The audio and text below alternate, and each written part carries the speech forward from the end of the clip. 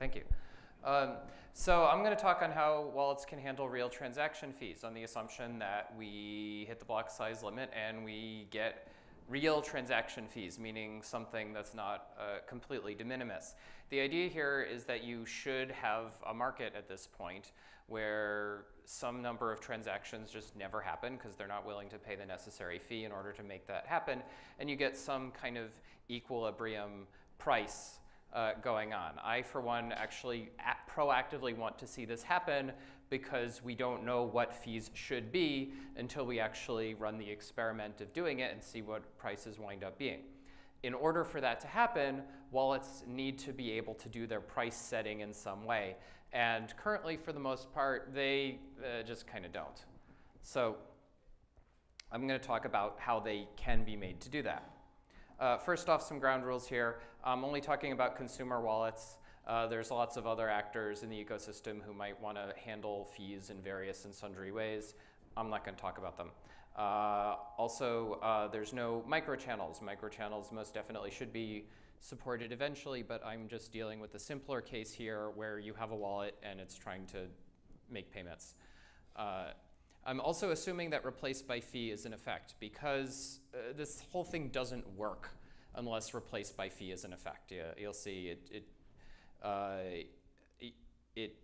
the whole way you need to do payments is pretty seriously broken unless you can simply increase fees. And in fact, this assumes fairly aggressive replace by fee. If you have replace by fee, you need to have some kind of anti-spam, anti-DOS measure in there where someone can't repeatedly reintroduce the same transaction but increased by epsilon every single time. So you need to have some kind of policy about how much they have to have increased it by in order to prevent denial of service on the network as a whole that way. And I'm assuming that it allows actually for fairly aggressive replacing where it only goes up by a small amount. Actually, the conclusion I come to here is that the replacement shouldn't be based on the amount that it goes up, but rather that you have a policy that transactions can only be replaced once per block. It's only after a fee has actually failed to go through for one block that you allow a replacement for it to be added, but I'll get back to that. So first question, what should transaction fees be? Well, the simplest answer is it's well supply and demand. You have your supply, you have your demand, they meet in the middle. This tells you what the price is. But that assumes an extraordinarily simplified model of the world that only happens at one point in time. In real life, both the supply of available transaction space is extremely noisy and demand for it is noisy as well.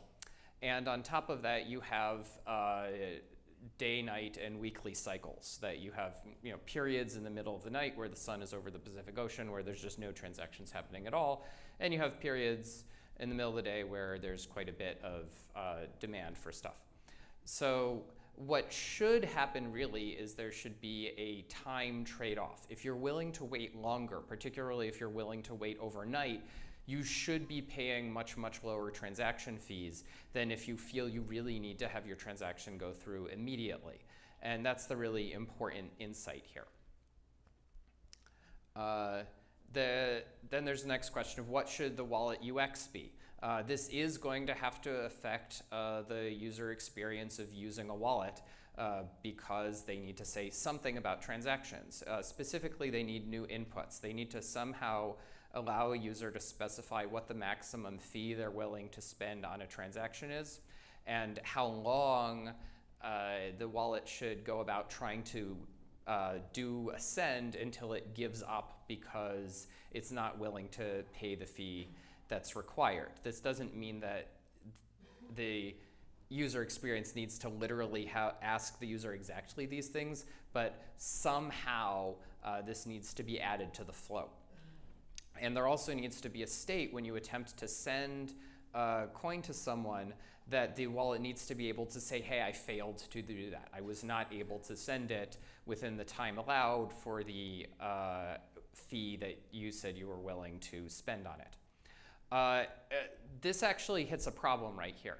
Currently in Bitcoin, there's no way of making it so that a transaction can't happen above a particular block height. You can make it so it can't happen below a certain block height. But the other thing where it just goes bad eventually isn't there, somewhat by design actually. This creates a real problem because if a transaction fails, it's now in limbo.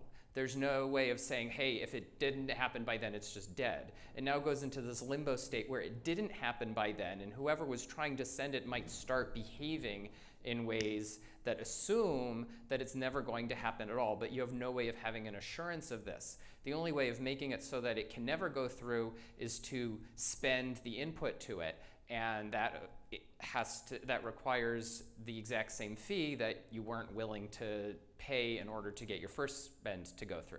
So this is actually a pretty significant problem right here, and I would like to strongly advocate that an extension to Bitcoin to allow that functionality be added, because I think it's important. And it's not a complex extension to add, but it might be somewhat controversial. So there's a question of what do you actually do? What behavior should wallets have? So the first question is, what information can they use? They can look at what transaction fees have been in previous blocks. They can look at what's currently in the mempool, and they can use their local information. They can look at what transaction fees they locally had to pay previously, and they can look at how long they've been going on the current payment attempt. So there are some problems with the more obvious inputs here, particularly what fees were paid in the past. If you do something where you go, well, I'm just going to look at what fees were paid in the past and just add a little to make sure mine goes through, you can get these crazy spirals where you get a whole lot of peers paying way, way more than they need to for their transactions just off of tradition and momentum. Based on what transaction fees were in previous blocks. And this creates tremendous incentive for miners to pump up the price, like really exaggerate the price in one mining block, because that might force prices up and keep them there persistently for a while at much, much higher amounts than they should have been to begin with. And even using stuff that's currently in the mempool requires that SPV clients go and ask full nodes what's in your mempool and set their transaction fees accordingly, which is trivially pumpable by miners going and setting up a whole bunch of fake full nodes just so that they can report higher transaction fees than they should be to SPV clients. And that is a fairly trivial attack with a really clear direct incentive to do it. So you really don't want to rely on that information. What you do want to do is just use your local info, because that's completely reliable. You know you can trust it. So the first thing you do is you pick a starting point. You're going to start at a low value and increase to a large value. So you start with either a completely de minimis value, like 1 Satoshi, if you've never sent something before. And if you have sent payments before, you take your last payment amount times something, like half or a tenth or something like that, as your starting value. You then, I give some math here, you then exponentially increase this up to the maximum you're willing to spend at the end of the amount of time you're willing to go, which I'm assuming you're measuring in blocks. So it's a little noisy towards the end there, but I'm assuming it's measured in blocks.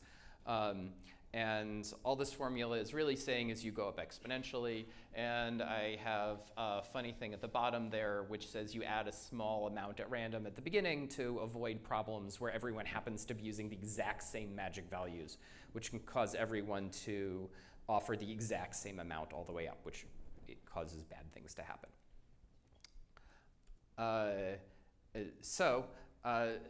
That's basically my answer as to what should be done. I believe that's a conservative approach. It clearly works. It's easy to implement. It can't be gamed in horrible ways. There's an interesting side question of what happens with your UTXO combining. You have a wallet full of UTXOs, and you need to decide which ones to use into inputs into the next output, and this is going to affect the size of it. Which affects how much you have to pay. It turns out this matters surprisingly little, because every new input that you get, every new piece of change in your wallet will eventually have to be combined, and you will at some point have to pay the price for that. It doesn't really matter when it is. It's going to happen at some point. So your algorithms for deciding what inputs should be put into each new output aren't really affected all that much. You possibly could try and create transactions for doing your combinations at times when transaction fees are very low, because you really, really don't care when those happen, and you can do them at your leisure. So that might be a good idea. There are some possible extensions which could help in terms of making your transactions smaller. One of them is if you're using Schnorr signatures and something has multiple inputs, you could use the combined Schnorr signature on those, which would actually be a rather nice extension to have once you have Schnorr signatures, and would save you some space. But it still requires that you reveal the public keys of all of your inputs, which is space. A better one would be that if you have two inputs, both of which need to be signed by the exact same value, that you only need to include the signature once. Right now, you pointlessly need to include the signature twice. If that's added as an extension and it's used properly, which is a major caveat, then it pushes back the reveal on those things going to the same output, but only by like one generation. So it's a pretty substantial savings in size of your transaction without a big hit to privacy.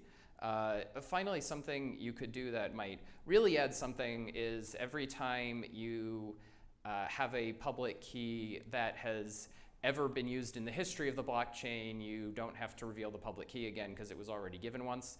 I believe that's an extraordinarily bad idea, very bad for privacy, and doesn't really save all that much space because you still need a new signature from it. And so that's the basics of how I think wallets should handle transaction fees. I am hoping that this gets the extensions I've mentioned get done, and that and replaced by fee happens as policy, and this all gets put into standard wallet software well in advance of any real fee pressure, so the market is already there and able to handle it at such time as it does happen. All right, thank you, Bram. Hold on a second, Bram. Just to confirm, is it true that you're a poet? And is it true that you'll be performing later tonight? Yeah, I believe later. Because I can't be the only performer here, right? Yeah, I believe later on I'm going to be performing. Awesome, so we look forward to it. Yes. Awesome, thank you, Bram, guys. All right. Okay, 2 more to go.